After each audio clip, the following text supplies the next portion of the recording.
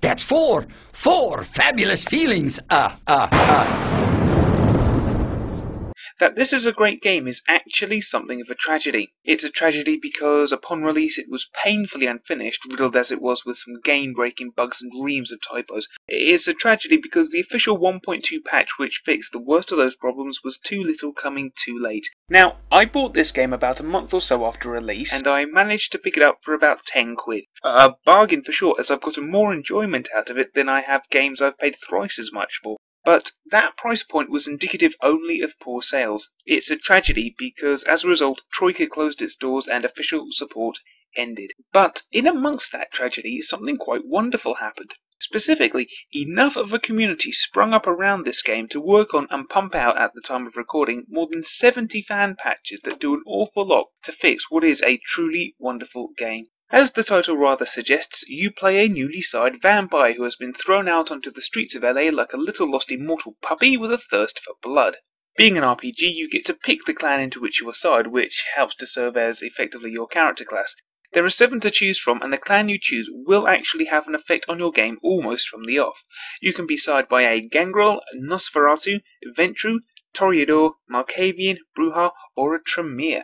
Now, as I said, the clan you choose will have an effect on your game. Toreadors gravitate more towards seduction and persuasion to solve quests, whereas a Gangrel will be more inclined to rip and tear their way through problems. But the two most blatant effects on gameplay come from picking either a Nosferatu or a Malkavian.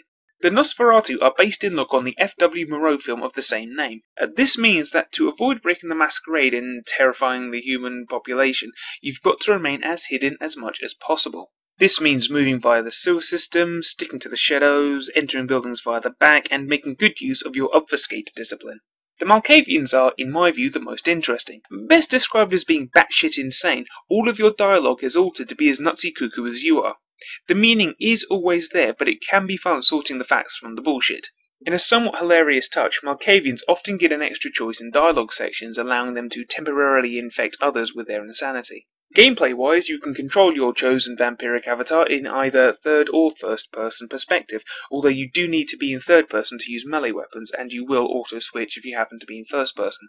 On release, there were some complaints about the melee combat system, such as it is, but I actually don't mind it.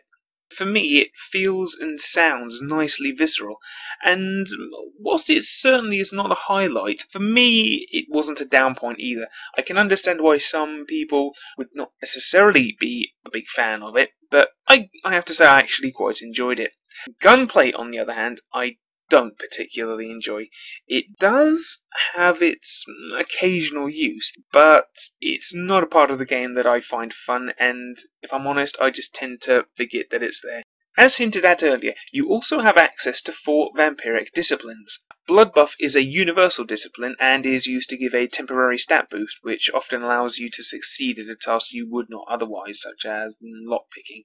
The other 3 disciplines you have access to will depend on the clan you choose. Although they are not all unique, 3 clans have Auspex, 2 have Obfuscate, and so on, using them at the right time makes things nicely interesting. Now, of course, this is an RPG, and as such there is a need for leveling in order to progress your character. Here is where the game does something that is both interesting and that I like very much indeed. In a more traditional RPG, like Baldur's Gate or Torchlight or even Arcanum, you improve your character by moving from level 1 to level 2 through the acquisition of hundreds if not thousands of experience points. Here, things work a little differently. Each of your attributes, abilities, and disciplines have 5 levels and an associated cost to upgrade them to the next level. Completing quests or parts of quests give you points which you can save and spend on any one of these attributes or abilities whenever you wish. Now this I like a lot, as it gives more of a feeling of gradual character progression, which as an aside is something I'll be honest, I never quite felt Oblivion did, even though that's what its system was designed to do in the first instance. The game world itself is broken up into 4 main hubs from which you receive and go on quests. A fair number of the quests do take place within the hubs themselves, but a fair number of them also do involve travelling to places away from the hubs. Although the hubs are not as big as you think they are at first glance, they do manage to squeeze in quite a bit into a relatively confined area. But where this game truly excels is where, in my opinion, all good RPGs should. Story, characters, and quests. The story and quests go together wonderfully, taking some interesting twists and turns with you slap bang in the middle of things, running to and fro, generally doing as you're told.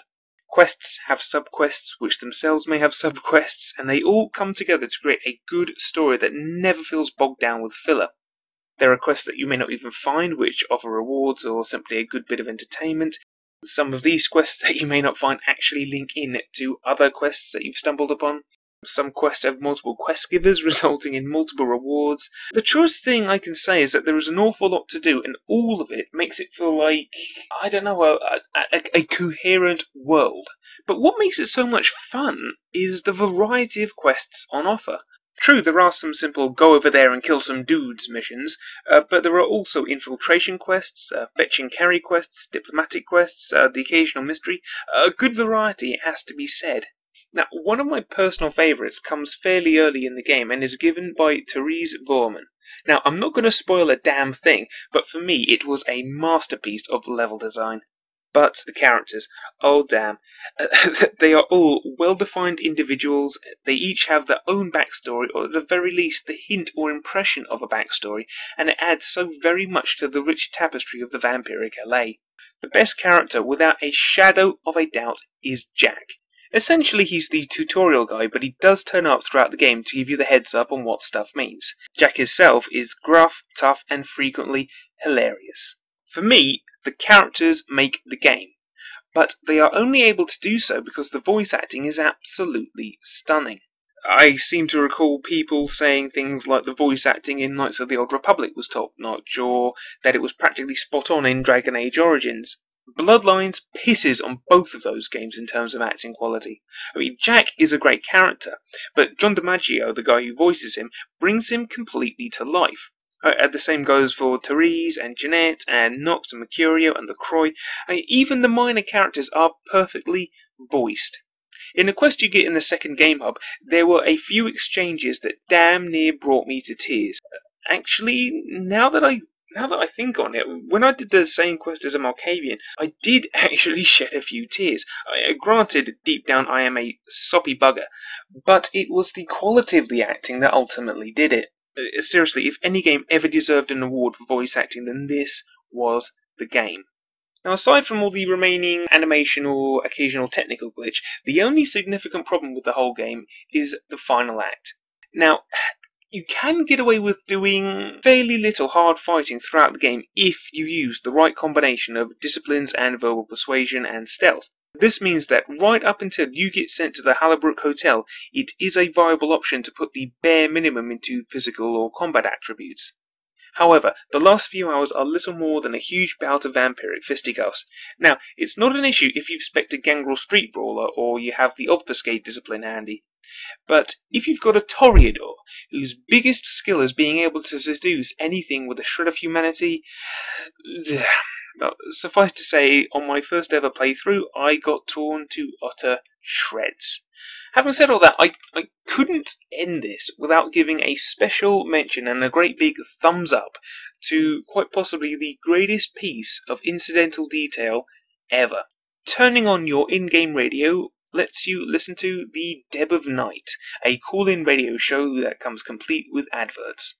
And both the show and the ads are utterly, completely, and totally hilarious. Now, once again, and in case you couldn't quite tell, despite the still remaining glitches and the terrible final few hours, this is still a great game. And it's an absolute tragedy that we will likely never get a sequel that will be worthy of the name.